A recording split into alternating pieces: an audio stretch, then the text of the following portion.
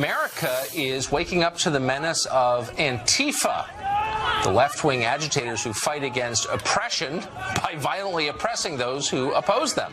This past weekend, they got violent in Berkeley, California, and assaulted a whole bunch of people. After that, House Democratic leader Nancy Pelosi had no choice but to admit they are out of control and issued a statement sort of condemning them. One of the people attacked by this group in Berkeley this past weekend was a Trump supporter called Keith Campbell. Watch this.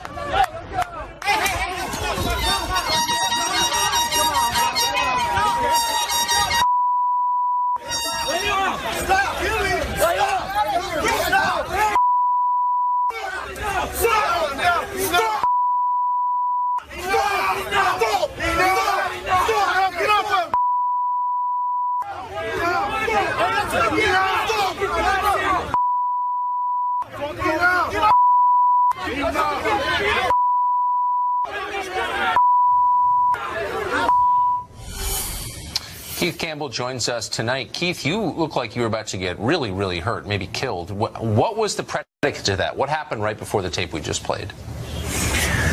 Well, I had gone to the park to see what was going on. I know there was a canceled Say No to Marxism show up. So I wanted to go and observe what was going on, record what was going on. I think most people figured that Antifa would be there. And it was no surprise when they showed up. Earlier in the day, there was no problem. People were giving interviews. There was a heavy police presence both around the barricaded park and throughout the park, and there was no issue. But strangely enough, we weren't allowed to have any protective gear, helmets or anything. They let about 200 Antifa with masks just come right through one of the openings and start mixing with Trump supporters. And they immediately started ejecting Trump supporters. They would find someone and surround them and usher them out. But at that point, they weren't really attacking people because the police were there. But I couldn't believe that the police were actually letting them there. I mean, how did the beating? Well, first of all, are you injured? I mean, I can't believe you got out of there. What are your injuries like? Yeah, you know, I'm like bruised ribs, bruised kidney. It wasn't torn. They did sonogram things just to make sure it wasn't torn. I got about 4 or 5 lumps on the back of my head, scrapes, bruises, swelling, things like that. Nothing that won't heal. Did these guys start hitting you without warning? How did the beating begin? Well, you know, after the massive part of the black bloc came, the police disappeared, and then there was an announcement. The police have stood down, and then like a sea of black just like poured into the park, and then it started getting violent. So after a few minutes, I'm still filming, I'm still around them, and I noticed like a whole bunch of them go down Alston Way. So I go down there to see, okay, what's going on? They're following someone or something. So I went down there, and I'm filming, and then suddenly I hear someone go, you know, there's that racist blank blank that's doxing you and ruining your lives. And I started to turn. I thought, okay, I got to get out of here. I'm surrounded by Antifa. And I took maybe one step, and the first like club smash knocked my camera and monopod out of my hand. And I thought, I'm just going to grab it and run. So I started to reach, and then they just started pounding me over the head. And so you didn't say anything to them? No. I'm always like a silent observer. For like 7 months, I go around, I observe, I record, and I just couldn't believe it. I was just shocked, and after the first few hits, I was stunned and dropped to the ground. Well, there's this amazing moment. I don't know if our viewers watched it, but there's an African-American guy standing there in a red shirt. He's a lefty journalist, actually, named Al Letson. Mm-hmm. And he said later he thought you were going to get killed, and he dove on you and put his hands up, and people stopped hitting. Have you talked to him? You know, I reached out to him on Twitter, and I definitely want to connect with him.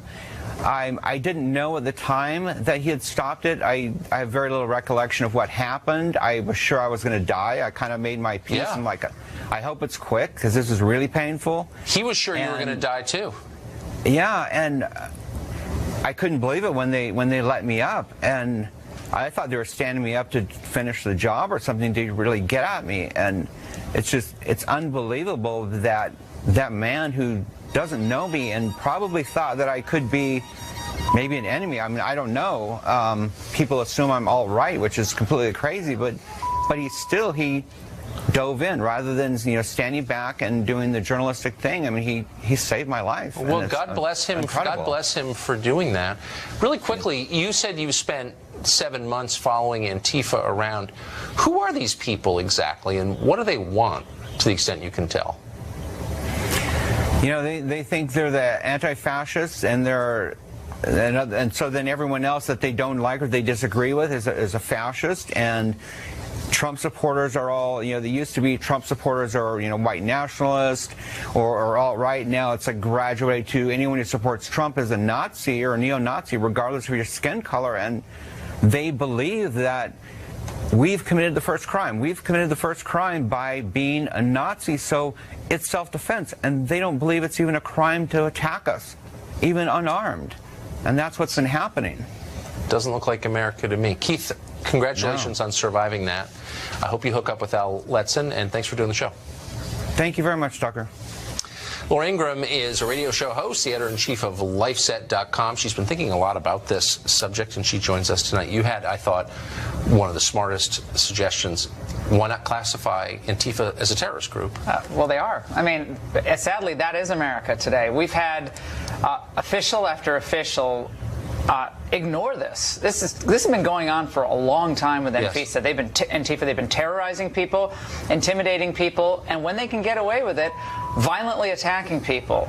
These are felons, and for them, this is, we hear about honor killings, usually in the Middle East. For them, this is honorable. And I'm concerned we'll get to that point where to win the badge of honor in Antifa, you do actually have to kill someone. We saw what happened with that young woman in Charlottesville, and she was run over by, I guess a white supremacist. That death was horrific and reprehensible, and should be condemned by all. Yeah. This should be condemned with alacrity by all, Republicans, Democrats. Right. Everyone. And I'm glad Nancy Pelosi, finally came out. She had to be shamed into it. I think if this network and a number of people on this network and a few others hadn't written about it, talked about it, reported on it, I'm not sure she really would have. Of course, you wouldn't know what happened, no. Actually. One of the reasons I'm really hoping that someday my prayers are answered and the Republicans take over Congress is maybe they'll have hearings on this. Yeah. Because I think there very little we know really about Antifa. And maybe they don't need a lot of money, but don't you get the sense that there's some individual or individuals who are centrally organizing this? Where's the Congress in that? I mean, this is happening. This is not Venezuela. This is happening in California. You would never know. Like if you said this was happening in Venezuela, there was a riot. You say, oh yeah, that looks like Venezuela. But no, this is the United States. This is where the free speech movement began. Yes. In the United States. We have police who are not doing their job. They're ostensibly are standing there with shields and helmets on. They're allowing Antifa to enter this park. They stood back and left when Antifa entered this space after the initial protest was canceled and so forth. They said they worried that if they blocked Antifa, it would lead to real violence. Okay, well, something's not working out here, and there will be an individual who decides to bust through the qualified immunity that most police get for how they conduct themselves in the line of duty, and really go after these police departments. Oh yeah. I think you could look for a conspiracy, you could look for RICO, you could bust through qualified immunity, which oftentimes they get, because there's a recklessness beyond negligence. There is a reckless disregard for human life in the way this is being policed and covered. And we have civil rights lawsuits. Harmeet Dillon is representing we talked to her. Phenomenal, representing the Google engineer, but also representing an individual who was attacked during the campaign in San Jose, and there was the violence there. But this is terroristic, this is fascistic, and this is shutting down speech and intimidating good people, prayerful people who were there to pray for peace for all sides.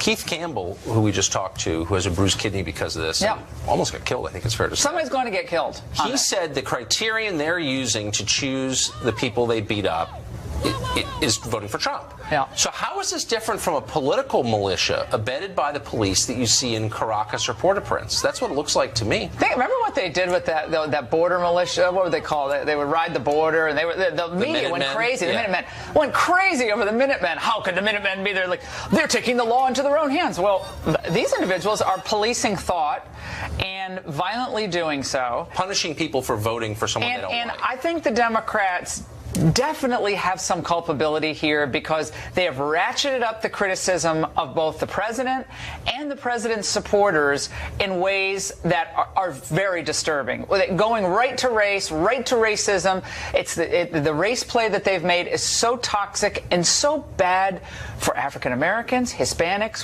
white people, poor people. It's certainly not good for anyone. And they've countenanced this. Now, they can come back with their condemnations now, but people are whipped up into this frenzy that Donald Trump hates all minorities. He thinks this. He's anti-immigrant. He's this. We've got to stop him at all costs. He's the real, clear and present danger to the country. When you listen to Schumer, listen to Pelosi, that's what they paint him out to be. Well, the establishment on both sides have done a terrible job running this country. They've failed by every Have the measure. Bushes come out and condemned Antifa? No, have all these people trashing Trump, have they come out to condemn Antifa? Oh, you're whipping me up into a frenzy, Laura. Yeah. Good to be here. Speaking of a frenzy. Thanks for coming on. No problem. Great to see you.